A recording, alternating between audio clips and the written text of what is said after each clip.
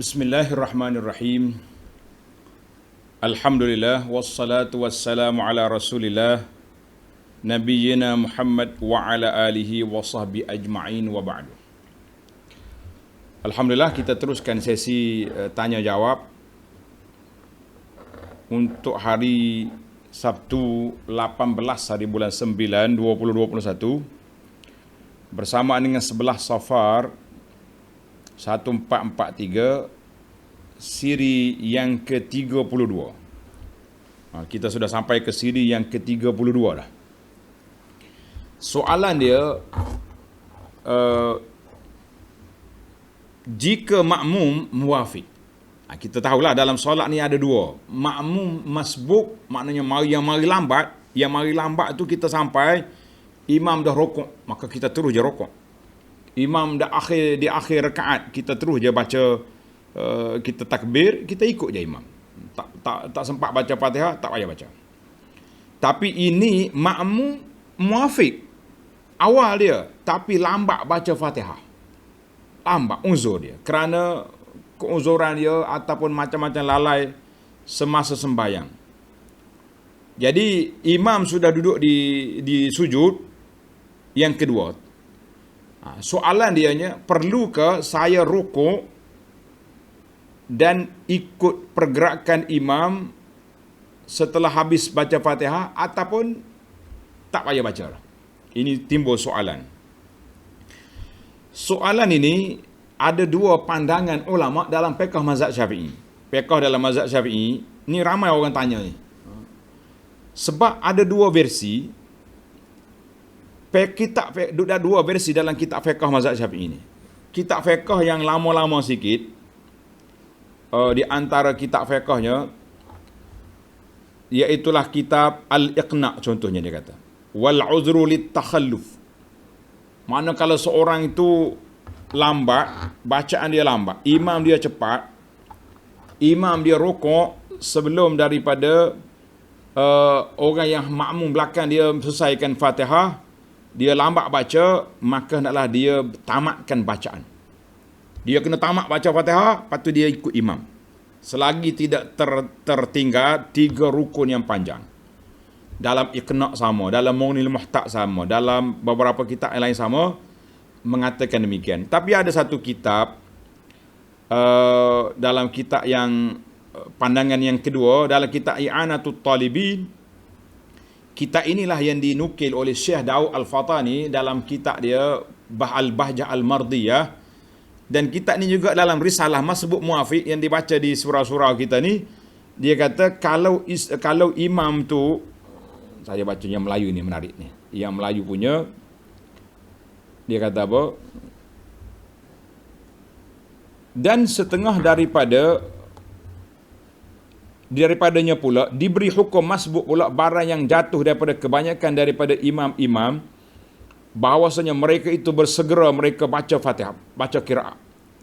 Maka tiada dapat makmum kemudian daripada berdiri qiyamnya, daripada sujud baca Fatihah dengan sempurna dia, maka sudah rukuk imamnya. Jadi kita tak habis Fatihah lagi, imam rukuk. Dia kata maka makmum itu ikut sekali. Maka dia jadi masbuk walaupun 4 rakaat. Masbuk 4 rakaat. Jadi kita kata ada dua pandangan di sini. Saya pilih pandangan yang pertama. Pandangan yang pertama, ia mengatakan makmum kena baca Al-Fatihah sampai sudah. Sebab apa? Hadis yang menyebut tentang Fatihah itu kuat. La salata liman lam yaqra' Fatihatul Kitab. Sedangkan makmum itu seorang yang muwafiq dengan imam, bukan orang yang masbuk. Kita kata wallahu a'lam.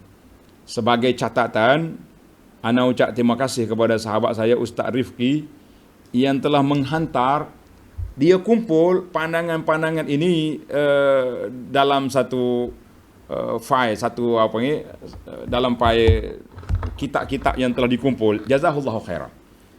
Jelaslah soalan kita ni, maknanya ada ulama kata kena baca Fatihah selagi tidak tertinggal 3 rukun yang panjang. 3 rukun yang panjang ni rukuk, sujud yang pertama, sujud yang kedua. Tapi kalau tertinggal 3 rukun yang panjang, maka dia kena sama ada dia mufarakah ataupun dia kejar, kemudian dia tambah balik. Wallahu alam, itu ada dua pandangan. Jadi kalau ustaz kata saya pilih pandangan yang dalam kitab Syekh Daud, kita kata terpunahlah perkara ini khilaf. Istafti nafsa, tengok di mana jiwa kita lebih tenang, baca Fatihah ke tinggal Fatihah. Sedangkan kita muafik. Saya kata wallahu alam dalam masalah ini. Baik, kita pergi kepada soalan yang kedua. Apakah kelebihan membaca 3 ayat akhir surah Al-Hasyri? Baca 3 ayat terakhir suratul Hasyri pada waktu pagi, pada waktu petang, ada ke kelebihan? Jawabnya memang ada kelebihan tu. Tuan-tuan tanda, dia punya kelebihan sudah ada. Apa dia kelebihan dia? Suratul Hasyri, siapa dia baca 3 ayat suratul Hasyri, Huwallahu, ayat 22, 23, 24. Huwallahu allazi la ilaha illa huwa alimul ghaibi wasyahadati huwar rahmanur rahim. Ini ayat Quran, kita baca memang boleh pahala. Cuma kelebihan ni. Siapa dia baca 3 ayat ini, makna saya 70,000 malaikat. 70,000 malaikat. 70,000 malaikat mari berdoa untuk dia. Jadi panjanglah hadis ni. Dan siapa dia baca, tengok dia lapak hadis dia.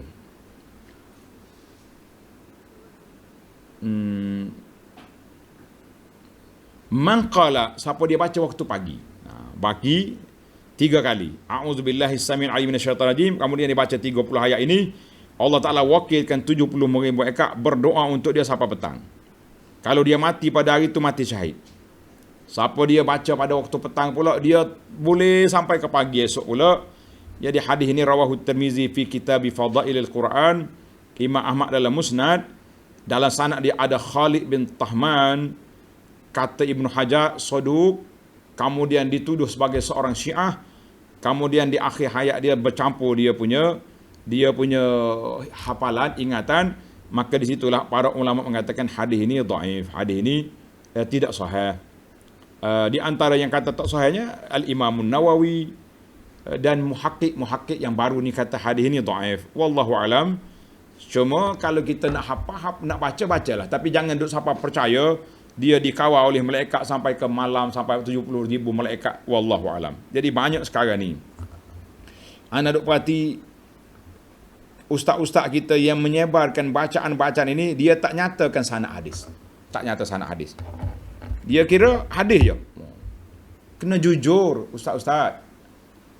Sebab itulah semalam saya sebut, banyak orang bila jumpa alat baru ni, sama ada video pendek, sama ada TikTok, sama ada Twitter, suka sebar benda ni tanpa penjelasan.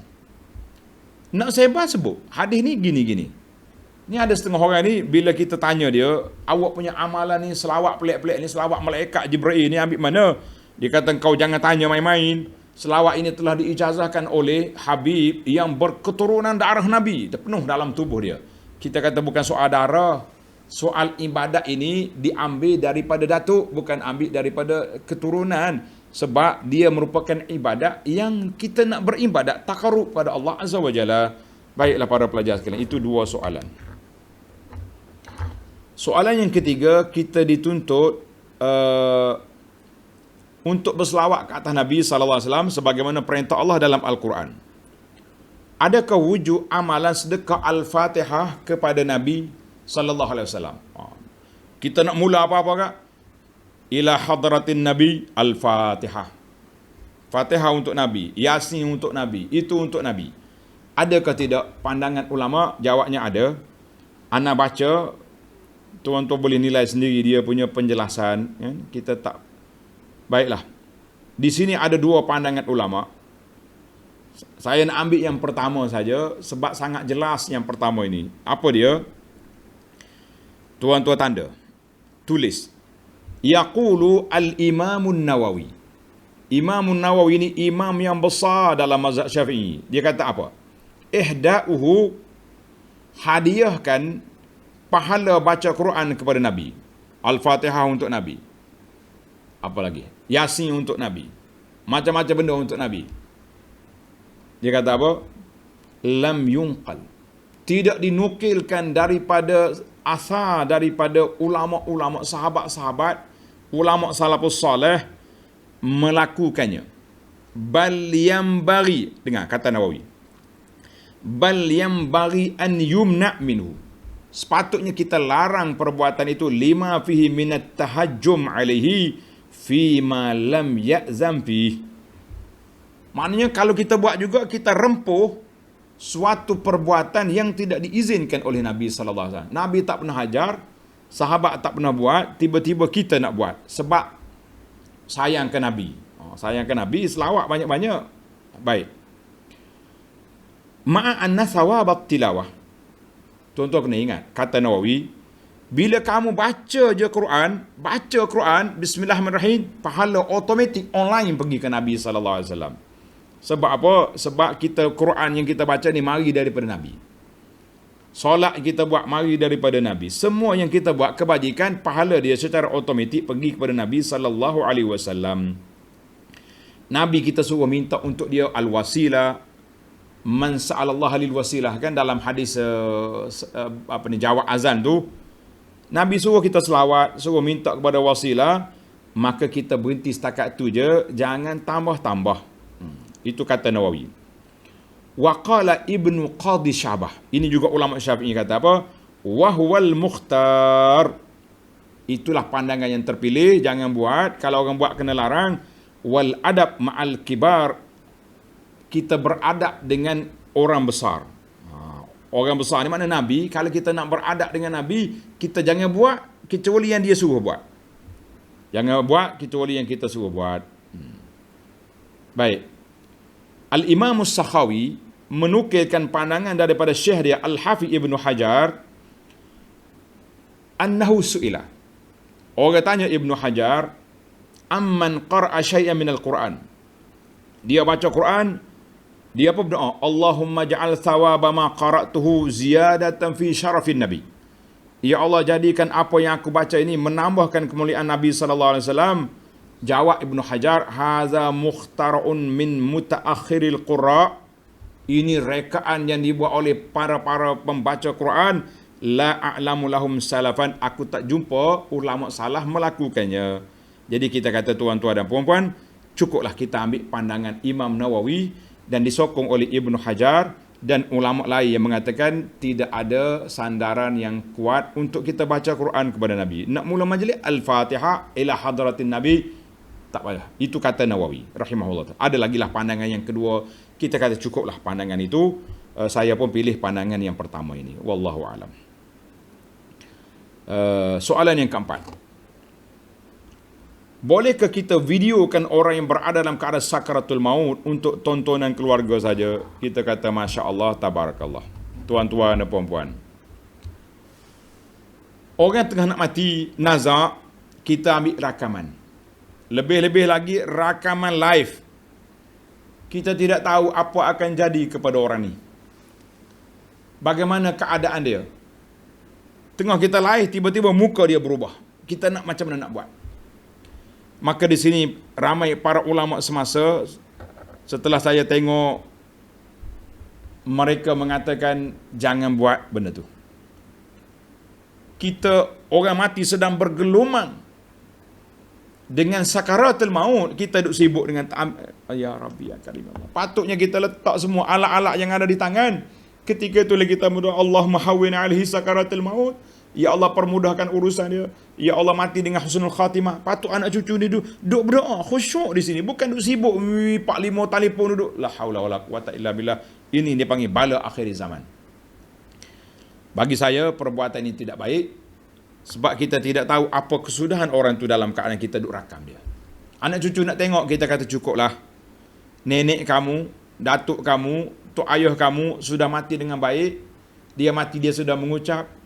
Dia mati, dia adalah seorang yang beriman. InsyaAllah kita mengharapkan dia syurga, doa-doa. Tak ada gambar pun tak perlu. Jadi tak payahlah ambil tayang-tayang gambar.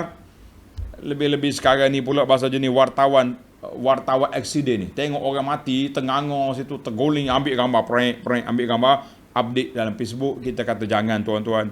Bayangkan kalaulah kamu orang itu. Nakkah kita orang tayang kita sedang nazak? Nak? Tak. Mayat yang terguling itu kamu. Nak ke tidak orang ambil gambar? Tidak. Begitulah kita jangan buat kepada orang apa yang kita tak suka. Apa yang kita suka. Anak cucu nak tengok? Tak perlu tengok. Anak cucu doakan kepada keluarga kita yang mati. Mudah-mudahan mereka mati husnul khatimah. Mereka tenang dalam kubur. Dapat jawab soalan mungkar dengan nakir dengan baik. Doakan kepada mereka. Bukan tayang-tayangkan. Jangan tayang-tayang. Jadi itu pandangan saya. Kalau ada pandangan orang lain, wallahu alam. Sebab dia tanya kita, kita jawab. Baik, yang kelima, seorang ini tak pergi solat Jumaat. Sebab bagi dia imam tak betul. Imam tak betul. Tak betul bacaan. Allah, masalah. Contohnya seorang ini tak pergi Jumaat. Alasan dia imam baca Quran tak betul. Tak kena tajwid. Pergi masjid, dah imam nanti dengar. Imam di masjid ni tak betul bacaan. Orang kata pergi masjid lain lah. Masjid itu tak boleh pergi juga sebab imam, anak dia perempuan, tak tutup aurat. Oh, pandai sungguh dia, etek habis sekali imam. Imam pergi yang ketiga pula, tak boleh pergi juga sebab masa korban dulu, Pak Imam tu bagi daging korban tak betul. Tuan pergi pejabat agama, minta borang, ambil jadi imam sendiri, baru senang. Semua orang tak betul berlaku atas dunia ni, macam mana kita nak betul? Ini masalah sifat takabur wujud dalam diri macam ni perangai. Tak pergi sini imam tak betul, sini imam anak dia tak tutup aurat, sini bibi seorang lagi imam bagi pusaka tak betul. Jadi semua orang tak betul. Yang betulnya awak seorang, kita kata ini ada kesombongan dalam diri. Yang dia tak pergi Jumaat, tak pergi solat itu betul. Ini salah. Ada satu kes, ni kes orang syok seorang ni. Ini berlaku di masjid saya sendiri. Ada seorang mari, tiba-tiba lepas solat Jumaat kita tengok dia solat seorang kat belakang. Jadi sahabat kita ustaz dia pun pergi tanya. Dia pergi tanya. Imam, saudara, kenapa tak solat dengan jemaah? Oh, dia kata imam tadi niat dia tak install, niat tak masuk. Sebab saya ukur Allahu Akbar saja aku semayang fardu zuhur, imam 4 rakaat lillahi ta'ala, tak cukup dia punya install doa, iaitu takbir. Habis tak sah tu solat tu. Jadi aku solat seorang belakang. Kita kata masya-Allah, beratus orang di masjid belakang imam, engkau seorang solat di belakang tiang. Kita kata ini orang sombong ataupun was-was. Na'udzubillah. Mujuk manusia macam ni. Yang betulnya dia seorang. Kalau suruh dia jadi imam, dia betul-betul juga tu. Ini bahaya jenis orang syok seorang ni, jangan main-main. Allahu Akbar. Kita kata kalau dia tak betul secara mana imam, kita kena tengok kesalahan dia. Dia salah ke baca Fatihah? Tak salah. Yang dia salah, tajwid surah lain. Tak ada jadi masalah. Masalah peribadi dia, kan kita sudah qararkan dalam bahawa ulama ahlus sunnah ni mengatakan kita solatlah di belakang orang soleh dan belakang orang tak soleh. Kecuali dia batal solat, itu cerita lain. Jadi tolonglah hilangkan sifat was-was. Nasihat kepada pak cik ni, kalau dia tak puas hati juga, dia minta jadi imam sendiri. Baik. Soalan yang kena saya SMAYE, apa dia ni? SMAYE. Saudari yang bertanya, tolonglah tulis bahasa Malaysia. Nak tulis soalan pun malas, saya nak jawab malas rasa. Tulis betul-betul. Saya solat sunat. Dalam tahiyat akhir saya duduk iftiras. Pandai pula iftiras. Maknanya sepatutnya tahiyat akhir kita duduk tawarruk kan, duduk atas punggung, angkat kaki. Dia duduk iftiras. Jadi lagu mana? Apa perlu saya buat? Jawabnya tak perlu buat apa-apa. Orang yang duduk tahiyat akhir dengan iftiras sah salat dia. Cuma dari sudut sunat hai'ah dia ketinggalan. Sunat hai'ah dia ketinggalan. Sepatutnya apa? Kita duduk tawarruk. Baik. Andainya kita terlupa, kita ingat ke duduk tahiyat yang kedua? Kita duduk istirahat. Tiba-tiba imam duduk tahiyat akhir.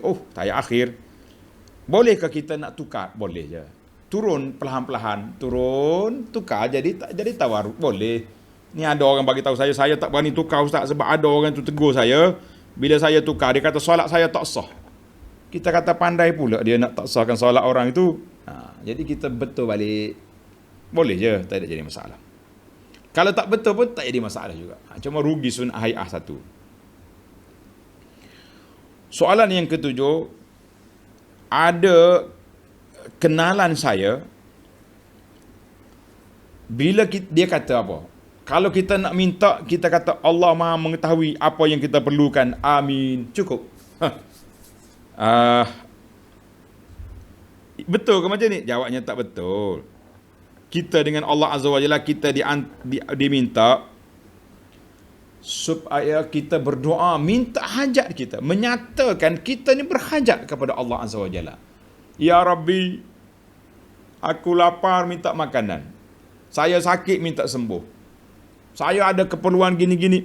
Minta dengan Allah Azza wa Jalla. Tak payah cakap, Ya Rabbi, mu tahu semua aku. Beri apa yang aku nak. Ini sombong. Contohnya orang mari jumpa saya. Nak apa? Ustaz tahu dah kan. Saya nak apa? Balik lah kata. Apa punya perangai macam ni? Cakaplah betul-betul. Kan? Cakaplah betul-betul. Nak apa? Ni kita buat, saya malu nak minta. Ilah. Sebagaimana dalam hadis, Allah Ta'ala ajar Nabi Musa, kalau tali kasut putus, minta tali kasut. Sambil minta tu kena pergi carilah. Jangan pula minta tunggu tiba-tiba bong jatuh. Ni tali kasut mari. Bukan macam tu. Jadi pandangan saudara kamu tu, kawan kamu tu tidak betul. Boleh dia kata, ya Allah mu tahu apa aku nak, wallahu alam. Jangan. Ingat dalam cerita Nabi Ibrahim dulu kan, para ulama telah berbahas tentang ketika Ibrahim nak dicapak dalam api, malaikat datang. Ini cerita. Tidak ada riwayat yang jelas juga. Malaikat kata, mu nak apa Ibrahim? Kalau dengan mu aku tak nak minta. Dengan Allah aku minta. Tuhan tahu dah aku. Jadi, kalaulah betul sahih riwayat itu, kita bukan Nabi Ibrahim. Sampai malaikat mari tanya kita, jangan. Jadi kita tawaduk dengan Allah, kita minta apa yang kita nak. Nabi SAW larang daripada minta qati'atur rahim. Ya Allah, putuskan hubungan silaturahim aku enggak. Lah. Itu dosa nama dia. Jangan minta benda maksiat. Jangan minta perkara yang maksiat. Minta yang baik-baik, boleh je ni. Baik.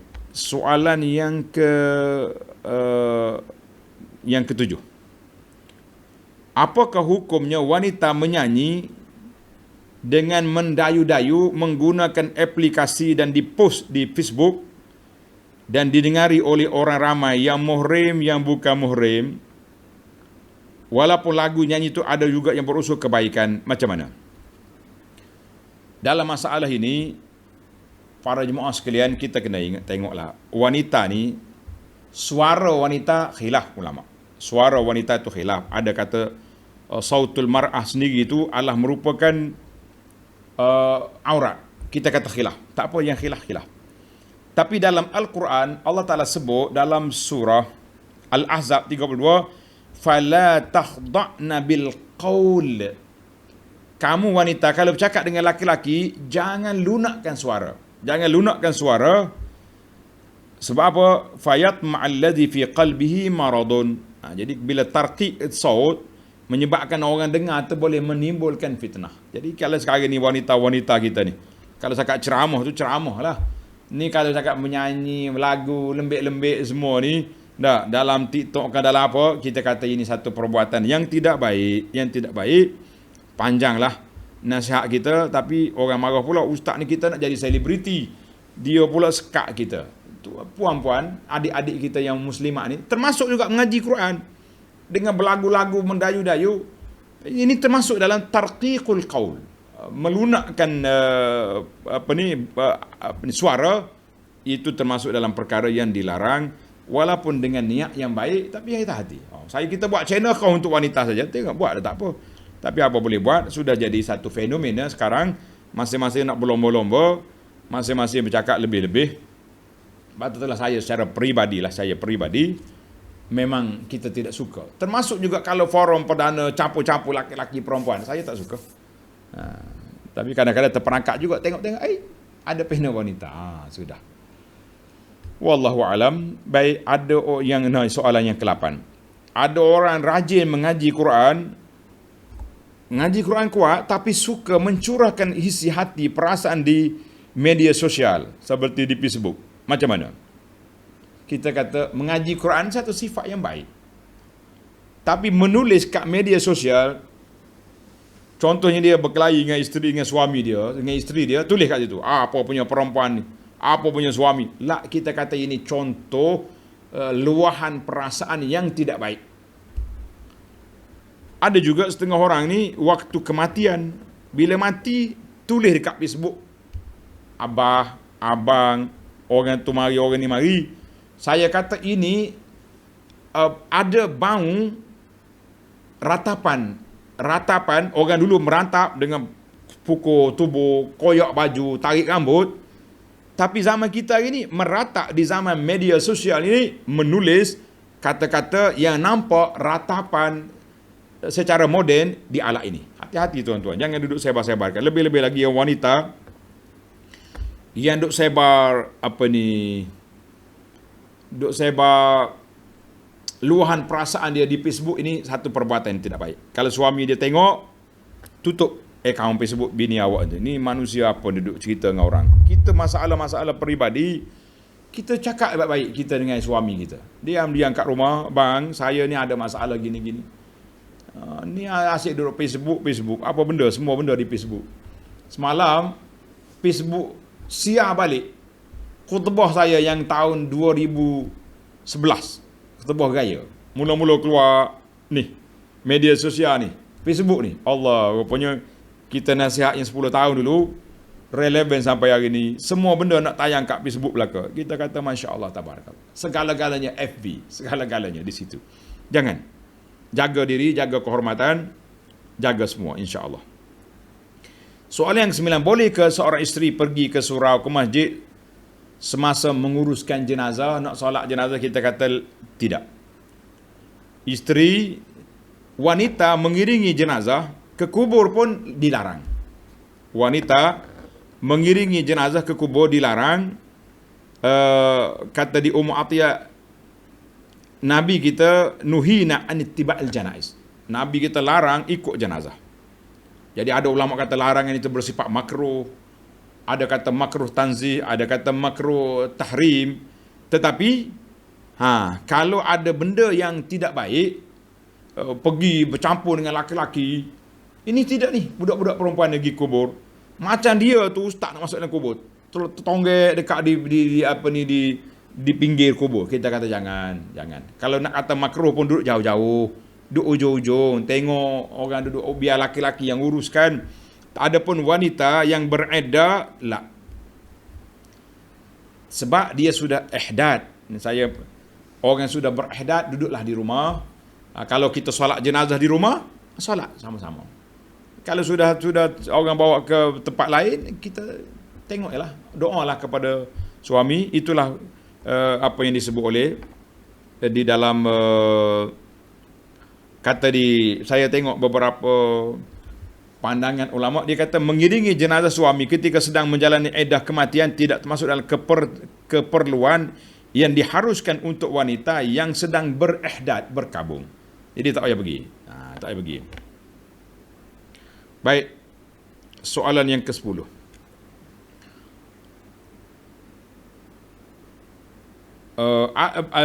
Saya dengar ada dalil yang mengatakan apa?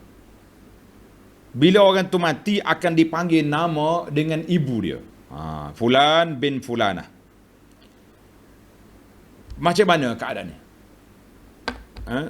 Ustaz ada ketika baca telkin, Fulan bin Fulanah. Jadi para jemaah sekalian, dalam masalah ini, masalah kita nak panggil apa ni? Panggil dengan bin mak. Yang sahihnya ada dua pandangan. Dalam hadis talqin memang dia sebut Fulan bin Fulanah, dipanggil dengan nama mak. Cuma hadis talqin ni, sebagaimana saya dah sebut dalam jawapan yang lepas, khilaf ulama dalam masalah penerimaan. Ada kata hadis tu dhaif, ada kata hadis tu tidak kuat. Maka dalam Al-Imam Al-Bukhari rahimahullah ta'ala dia kata, manusia akan dipanggil pada hari akhirat dengan nama bapa bukan nama ibu. Qala al-Bukhari fi sahih babu yud'an nas yaumal qiyamah bi abaihim la bi ummahatihim. Imam Bukhari buat bab. Manusia ni pada hari kiamat esok akan dipanggil dengan nama bapa bukan dengan nama mak. Tengok ni. Hadis Ibnu Umar dalam Bukhari, apabila manusia dikumpul pada hari akhirat esok, Allah Ta'ala angkat bendera penipu-penipu. Na'udzubillah. Bendera dipacak penipu. Dia kata, hadhi ghadratu fulan bin fulan. Ini penipuan yang dibuat oleh fulan bin fulan. Dia tak sebut nama mak. Tak sebut nama mak. Hadis ini diriwayat wa fi sunani Abi Daud bi isnadin jayyid, daripada Abi Darda, innakum tud'auna yaumal qiyamati bi asma'ikum wa asma'i abaikum. Kamu akan dipanggil pada hari kiamat dengan nama kamu, dengan nama bapa kamu. Fahassinu asma'akum. Perelokkan nama kamu. Ini kata Ibn Qayyim dalam kitab dia Tuhfatul Maudud. Cuma hadis ini juga ada ulama yang mengkaji, dia kata hadis pun tidak kuat juga. Tapi dalam Bukhari sudah jelas. Adapun hadis tentang tentang talqin, jadi ulama khilaf di situ. Ada orang kata oleh kerana kita ni atas dunia ni, kita tak tahu ayah dia tu betul tak betul, maka kita panggil dengan nama mak. Betul lah dia tu anak mak dia. Tapi di akhirat, malaikat yang panggil dengan nama ayah dia, malaikat ni tahu, ada maklumat Tuhan beri. Tak ada syak sangka lagi kenapa nak panggil dengan nama mak. Kita kata wallahu alam. Wallahu alam. Sebab itulah bagi ana, bila di antara simptom bomoh-bomoh ni, kalau dia tanya orang tu nama mak, dia tanya mak. Mak nama apa? Dia tak tanya bin. Pasal tu orang nak pergi bomoh, japin-japin, dia minta nama mak. Mamak bin Timur. Itu dia panggil salah satu daripada simptom cerita bomoh. Wallahu alam. Cerita ni boleh diperpanjangkan, boleh diperbahaskan lagi lah. Tapi kesimpulannya Imam Bukhari kata orang ni dipanggil dengan nama bapa dia pada hari akhirat. Yang atas dunia jangan panggil mak. Ni ada, ana ingat lagi arwah bapa saya ni, Tuan Guru Haji Amr Rahman rahimahullah ta'ala, dia ni kadang-kadang dia tegas. Ada orang kata backing dia. Bila orang mari nak suruh Tok Guru tolong doa sikit, nama apa? Mamak bin Timur. Bapa dia kata, tak ada mak, tak ada ayah dia ni. Oh, marah lalu dia. Tak ada ayah kah? Panggil mak apa? Masya Allah, tabarakallah. Baiklah, cerita Tok Guru kita. Soalan yang ke-11. Saya ada kemusykilan, bolehkah kita ambil wuduk dalam bilik air yang ada tandas? Sekarang ni bilik air rumah kita kecil, sempit, semua ada tandas dalam tu. Jarang-jarang orang boleh buat sink kat luar. Saya cadangkanlah. Mana-mana designer, yang orang ahli-ahli design nak buat rumah, tolonglah buat tempat lain. Mana bilik air yang ada tandas tu lain, ada luar sikit, biar ada ruang untuk kita berwuduk. Ada ruang untuk kita berwuduk supaya kita boleh baca doa, baca bismillah, baca doa lepas wuduk dengan tenang-tenang. Tapi bagi orang yang dibalai macam kita sekarang ni lah, kan? Banyak rumah-rumah kita tu termasuk saya jugalah. Rumah kecil, duit tak ada nak buat besar-besar. Jadi ada bilik air kecil, ada tandas saja. Maka ketika itu boleh kita ambil wuduk, tak ada masalah. Cuma macam mana nak baca bismillah? Jadi kata ulama, baca dalam hati. Bismillah dalam hati boleh. Ataupun waktu kita nak melangkah masuk nak ambil wuduk dalam tandas tu, kita baca bismillah di luar. Wallahu alam. Jadi tuan yang ada nak ambil wuduk dalam tandas itu tidak menjadi masalah. Pastikan tidak ada kotoran, tidak ada najis yang terkena pada kita. Soalan yang ke-12, bila kita niat puasa nazar, anak saya berjaya masuk U, saya nak puasa 2 hari. Soalan dia ni, adakah kita kena apa? Kena puasa berturut-turut atau boleh hari ni 1 hari, hari Senin 1 hari, hari Khamis 1 hari contohnya.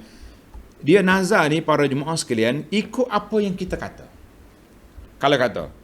Kalau anak aku dapat masuk U, aku wajib berpuasa 2 hari berturut-turut. Turut-turut. Kalau kata berpuasa 2 hari, elok berturut-turut. Kalau bersenggang pun tidak jadi masalah. Nazar tu dia ikut mulut kita. Kita kata apa? Jadi kalau kita kata kena puasa, kalau kita kata kena puasa sebulan, cari pasal awak. Sebulan lah jawab dia. Sebulan berturut-turut, lagi berat. Kalau sebulan tak turut-turut, kita kata boleh lah kan. Kita buat hari ni sikit-sikit, Alhamdulillah. Jangan bernazar. Nabi tak suka bernazar. Nabi kata nazar ni sebenarnya kita boleh makan makanan daripada orang bakhil. Dia nak sedekah malah, tapi dia bersyarat dengan Tuhan. Maka nazar ni di antara perbuatan yang tidak digalakkan. Bukan satu sunnah kita kena bernazar, tapi menyusahkan ada. Soalan yang ke-13, derma organ itu kira amal jariah, ya ke tak? Jadi para ulama di sini bahas panjang tentang at-tabarruk bil a'dha. Derma organ kita ni. Kalau kita derma organ yang membinasa mudarat kita, maka itu dilarang. Tapi kalau kita derma untuk nak menyelamatkan orang lain, alhamdulillah, setakat yang saya baca, kibar ulama, berapa pandangan ulama-ulama besar di Arab Saudi mengatakan, dia kata apa? Dia kata at-tabarru' bil a'dha sadaqatun jariyah. Sedekah kita tabarruk, kita derma organ kita ni termasuk dalam sedekah. Mahal tu alat tu kalau nak beli. Tapi dengan sebab kita bagi derma, buah pinggan ke apa, menyebabkan orang tu boleh hidup dengan selesa, kita kata besar pahala. Wallahu alam. Ana banyak kali dah ikut dijemput oleh pihak hospital bercakap tentang derma organ. Tuan-tuan boleh tengok dalam video kita, derma organ. Tapi satu je saya tak bimbang. Bila pergi, sudah kita cakap, dia akan bagi borang, ustaz sain nak derma organ, kata nanti dulu ni, sabar-sabar dulu. Tengok payah kita ni. Kita cakap derma organ ni macam orang cakap bab poligami lah, cakap kelebihan poligami. Waktu orang mari perempuan kata, ustaz saya nak ke ustaz, macam mana? Cari orang lain lah. Sama juga derma organ ni, kempen-kempen, waktu nak derma lari. Masya Allah, tabarakallah. Tapi alhamdulillah, saya tengok pandangan ulama kibar ni kata apa? Dia kata elok tabarruk bil a'dha min al-sadaqah. Wallahu alam. Soalan yang keempat berkenaan binaan di atas kubur. Adakah boleh kan? Binaan atas kubur, jawabnya dalam masalah ini ada khilaf para ulama Islam. Tuan-tuan tengok dalam kitab kita, nama dia Al-Fiqhul Manhaji. Siapa dia nak boleh PM nanti admin kita hantar Fiqh Manhaji dalam bab apa tu? Dalam bab Kitabul Janaiz. Jadi dia kata kita bina masalah hukum bina atas kubur ni. Wa amal bina atas alal qabri, Nabi kita larang. Larang bina di atas kubur. Larang bina atas kubur.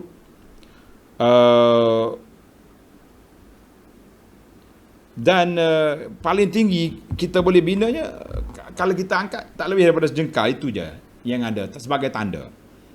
Dan kalau sekiranya, ni tengok dalam kitab fiqh mazhab Syafi'i, yang kata makruh binaan tadi sekiranya dalam tanah sendiri.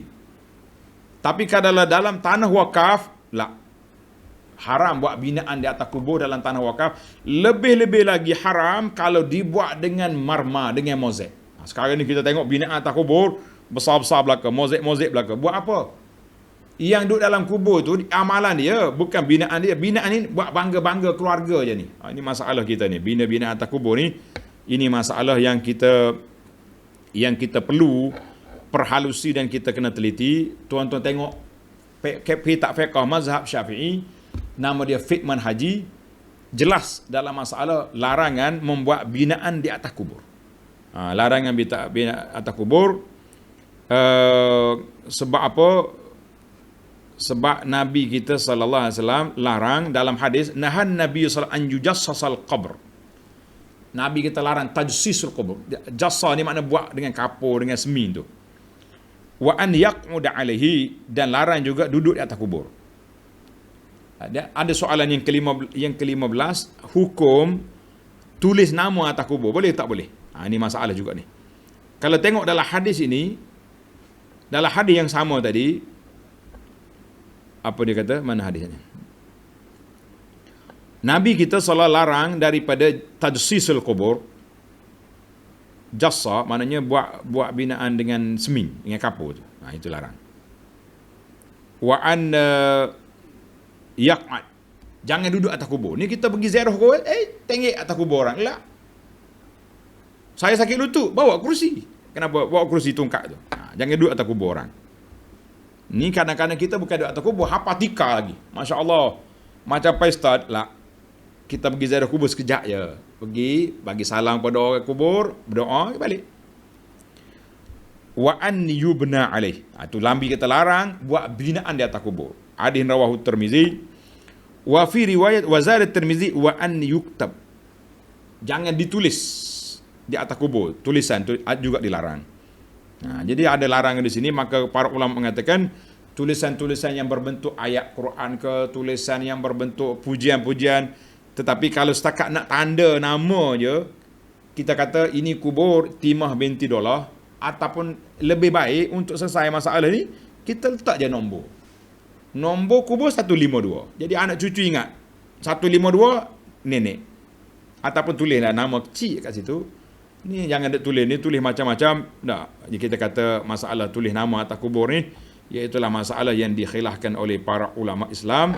Jadi eloknya, apa dia elok? Kita kata kalau setakat nak tandanya, nak tanda nama supaya tak bertukar, senang anak cucu nak pergi ziarah, insya-Allah tidaklah masalah, tapi jangan ada pujian lebih-lebih. Ni tulis Al-Fatihah, tulis macam tu, tulis macam ni. Kita kata tulis Mamat bin Dolah mati 12 hari bulan 12 2020 habis. Itu je tanda. Wallahu a'lam. Jangan lebih, jangan buat dengan marmar, dengan mozaik. Tulis dengan plastik, dengan apa yang tidak menunjukkan kemegahan. Sebab kita bukan nak megah dengan kubur Tok Ayah Neza. Yang kita naknya amalan dia yang meneduhnya, insya-Allah. Soalan yang ke-16, adakah sah solat dalam jarak 1 meter? Allahu Akbar. Banyak hari-hari sahabat-sahabat kita ni tak puas hati dengan jarak 1 meter. Dari ajaran Nabi sallallahu alaihi wasallam, saya kata tak. Bukan dari ajaran Nabi. Nabi tak pernah hajar sahabat jarak 1 meter, tak ada. Ini ada juga seorang pegawai masjid. Dia kata apa? Dia kata, Ustaz, saya ni kena ikut arahan ke tidak? Suruh orang jarak-jarak. Kita kata ikutlah. Sebab apa? Zaman Nabi SAW tidak ada masalah COVID macam ni. Jadi kita kena kata asal hukum solat berjamaah memang rapat saf. Memang kena rapat saf. Cuma para ulama berijtihad berdasarkan kepada maslahah mafsadah, maqasid, mereka mengatakan kita nak pergi solat jemaah, tapi oleh kerana dia mudah berjangkit, maka kita jauhkan dia sikit, jauhkan dia. Itu je. Habis COVID ni, naik fasa PPM berapa ni, insya-Allah sahkan balik. Kita ni semua kadang-kadang masalah-masalah seperti ini, itulah yang dikatakan pihak majlis fatwa, pihak ulama-ulama Islam berbincang panjang nak keluar ni. Mereka pun takut nak ubah sunnah Nabi. Kita tak kata majlis fatwa telah mengubahkan sunnah Nabi. Jangan kata. Dia tak ubah sunnah Nabi. Cuma mereka tengok dari sudut maslahah, keselamatan dan sebagainya. Mereka pun buatlah ijtihad dalam masalah ini. Ini muakkad, sementara je. Kalau tuan-tuan rasa aku boleh je solat tak rapat-rapat di rumah sendiri, buat je. Tak ada orang pergi kejar rumah awak. Cuma di masjid ni tak tahu orang ni mari mana, orang ni mari mana. Jangan menimbulkan kecelaruan lah dalam masalah ini para jemaah sekalian. Soalan yang ke-17, sebutan nama Nabi dengan mim ha Muhammad sallallahu alaihi wasallam. Kalau orang tertukar ha dengan ha macam mana? Muhammad. Macam sebahagian kita ni Melayu ni sebut Muhammad. Nabi Muhammad. Nabi Muhammad. Jadi kita kata kesalahan itu, tengoklah. Kalau dalam solat kita Muhammadur Rasulullah, kita pergi baca Muhammad. Dia bukan dalam rukun solat. Cuma dalam selawat tu rukun. Kan? Allahumma salli ala Muhammadin. Jadi kalau dia panggil kesalahan itu tidak, bukan kesalahan yang besar sangat. Tidak mengubahkan makna, kita kata insya-Allah. Masih boleh diperbetulkan. Kalau kita dengar kawan kita kawan kita ni Muhammad, betul kan bacaan dia, insya-Allah. Soalan yang seterusnya, soalan 18, nak tanya apa keamalan bacaan perlu dilakukan kalau ada gangguan makhluk halus di rumah. Anak saya umur 3 tahun selalu nampak benda pelik. Dia nampak ada orang kerdil kat situ. Sengah belum gitu tak. Ada benar. Budak-budak ni kadang-kadang dia nampak. Gangguan-gangguan tu terbuka di mata dia. Macam mana kita nak buat? Nak buat di antara saranan Nabi sallallahu alaihi wasallam. Nabi kata apa? La taj'alu buyutakum maqabir. Mu jangan jadikan rumah kamu tu seperti kubur. Sebab apa seperti kubur? Kata ulama hadis, sebab di kubur tu orang tak pergi baca Quran, orang tak pergi ibadat di kubur, orang pergi ziarah untuk ingat orang mati je. Fa inna syaitana yanfir, syaitan lari daripada rumah yang tuqra'u fihi suratul Baqarah. Rumah yang dibaca surah Baqarah, syaitan lari. Hadis ini sahih dalam Muslim, dan banyak lagi lah bacaan-bacaan yang dibaca. Kita baca ayat kursi, kita baca zikir pagi petang, baca ayat Quran. InsyaAllah jin-jin nakal ni tak akan duduk di rumah kita. Tapi kalau dia kebal juga, boleh jadi kita baca ayat kursi, dia baca juga. Kita baca Al-Baqarah, dia pun tumpang baca juga, dia tak lari. Itu perlu pada ustaz-ustaz kita bahagian ruqyah, minta dia pergi jampi, pergi berinteraksi dengan jin, biar dia hidup di lain. Mu jangan duduk sini lah jin, hidup di tempat lain. Ada kawan saya ni, dia kata dia pergi rumah seorang kawan dia juga. Tapi Allah Ta'ala buka kepada dia, dia ada bacaan lah, dia panggil ahli ruqyah. Aku nampak ular bergelindung atas rumah kawan ni. Dia biasanya ular-ular ni ada kaitan dengan jin. Sebab itu di Madinah, Nabi kita SAW larang, kalau kita tengok ular dalam rumah, jangan bunuh. Kita kena cakap dengan dia, "Lar, ni rumah saya, keluarlah, pergi duduk kat lain tempat lah. Ini rumah saya duduk dengan keluarga nak tenang-tenang. Jangan bunuh." Suruh dia lari. Ataupun kita panggil penyelamat ke mari ambil dia, jangan bunuh dia. Sebab ada sahabat ni, dia masuk rumah dia tengok ada ular dalam rumah. Dia pun panah. Panah. Isteri dia kata, aku tak tahu siapa mati dulu. Ular mati dulu ke suami dia mati dulu. Sebab jin balah balik. Wallahualam. Maka kalau ada benda-benda macam ni, elok kita panggil ustaz-ustaz yang pandai ruqyah, yang boleh berinteraksi dengan jin ni, biar dia minta jin tu keluar lah. Pergi duduk lain lah. Jangan duduk sini, kacau budak-budak sini. Kan? InsyaAllah. Baiklah. Soalan yang keberapa dah kita ni? Yang ke-19, adakah anak susuan berhak menerima pusaka ibu susunya? Tak. Anak susuan dia boleh jadi mahram. Mahram tapi tidak waris. Tak boleh terima pusaka. Habis macam mana nak buat ni? Saya tak ada anak. Saya bela budak ni. Engkau beri awal-awal lagi. Ambil mak bagi hadiah. Sedekah kamu. Ni rumah, beri kereta, beri tanah, beri apa saja. Habis kalau saya mati, saya tak nak bagi semua ustaz, nanti budak ni lari. Banyak juga kes macam tu. Bila mak angkat dia bagi harta, budak ni pun lari. Telefon 4 kali tak balik-balik. Sedih orang tua ni. Berapa kali jumpa dengan saya, doalah ustaz, anak saya tak balik-balik. Kata bayar macam mana? Kenapa bagi harta awal-awal? Ingatkan dia baik. Kita dengan harta ni baru je kita cerita bab Qarun. Manusia boleh jadi lupa daratan apabila dapat kesenangan. Na'udzubillah. Jangan bagi harta ke anak-anak kecuali sekadar dia perlu. Anak angkat. Bagilah. Dia perlu kereta, kita beli kereta. Dia perlu rumah, bagi rumah. Dia perlu. Cuma untuk kesinambungan hidup dia lepas kita mati, tuan atau puan boleh tulis wasiat. Tulis wasiat, 1/3 harta aku ni beri kepada anak angkat. Boleh.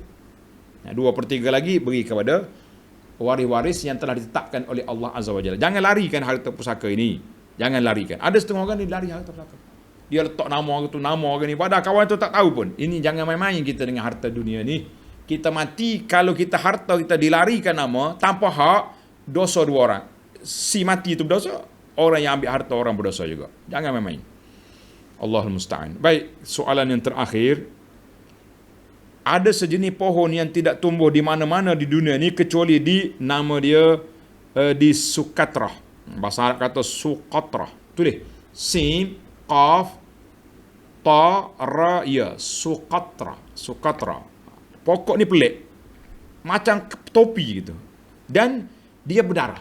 Bila kita potong dia, kerak dia, torih dia keluar macam darah gitu. Dia kata, ni orang duk tolak ni, duk tolak. Pokok ni ada di Yaman, nama dia Syajaratu Damil Akhawaini. Pokok ni pokok darah dua beradik, iaitulah Qabil dengan Habil waktu berlaku pembunuhan dulu. Jadi katanya daripada darah itulah tubik pokok ni sampai hari ni berdarah lagi. Kita kata Masya Allah, Tabarakallah. Tuan-tuan dan puan-puan, ni orang duk sebar dalam internet ni. Macam mana pandangan Abu Anas? Saya kata saya tak pernah tengok pokok ni. Tapi bila saya cek dalam internet, comel pokok ni. Tuan-tuan boleh tengok. Tulis dengan Arab sin qaf ta ra ya, Sukatra. Sukatra ataupun bahasa Melayu Rumi dia tulis Sukatra. Benda ni ada di Yaman. Tapi bila saya cek tengok, Masya Allah, Tabarakallah, kebanyakan orang-orang yang tulis cerita pokok ni, dia kata usturah. Usturah ni cerita dongeng, dikaitkan dengan Qabil dengan Habil. Ini termasuk dalam cerita Israiliyat dongeng. Jangan disebar-sebarkanlah. Jangan disebar-sebarkanlah benda tu. Kalau pokok tu comel, lawa. Tapi macam kita sini juga, pokok hantu lah. Pokok ni dikaitkan dengan Nabi Musa, dengan Qabil, dengan Habil. Apa lagi pokok? Kayu koka. Ni semua ni benda-benda yang usturah belaka. Yang pelik-pelik. Yang di penjual-penjual ni lah nak cari benda-benda yang ajaib. Wallahu alam, cukuplah hari ni. Kita ambil 20 soalan. Soalan yang berikutnya insya-Allah kita tengok dalam siri akan datang, siri 33, tanya jawab yang berikutnya insya-Allah. Jadi mudah-mudahan ada manfaatnya kepada para pelajar sekalian, dengan ilmu tadabbur kita, dengan ilmu apa ni, soalan-soalan yang saya jawab cara ringkas-ringkas lah. Yang lain-lain itu detail, ada detail. Boleh tengok dalam YouTube kita, ceramah-ceramah kita yang panjang, yang ada mengajar kita. Di sana kita panjangkan perbahasannya insya-Allah. Baik, kita akhiri dengan subhanakallahumma wa bihamdika asyhadu an la ilaha illa anta astaghfiruka wa atubu ilaik. Wa sallallahu ala nabiyyina Muhammad wa ala alihi wa sahbihi ajma'in walhamdulillahi rabbil alamin. Wassalamu alaikum warahmatullahi wabarakatuh.